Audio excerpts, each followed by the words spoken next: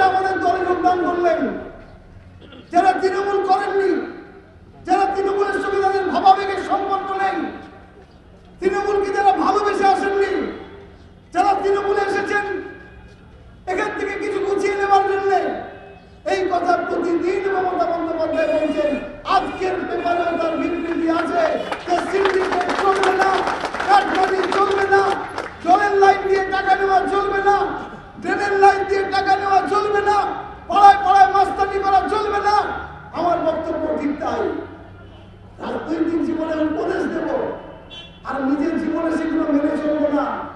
কোন কোন নেতার ছবি স্বামীজির বুকের মধ্যে, স্বামীজির এত বড় ছবি, তার মধ্যে তার ছবি, আর তিনি তার এলাকায় রামপাট সিন্ডিকেট চালিয়ে যাচ্ছে।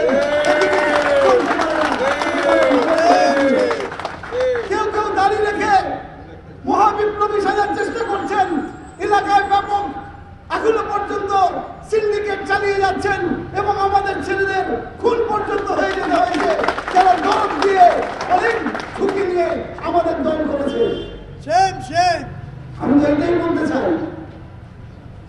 বলতে চাই, যে যারা দলে নতুন এসছেন, আসার সঙ্গে সঙ্গে তাদের পদ পাওয়া উচিত নয়, তাদের পদ পাওয়া উচিত নয়।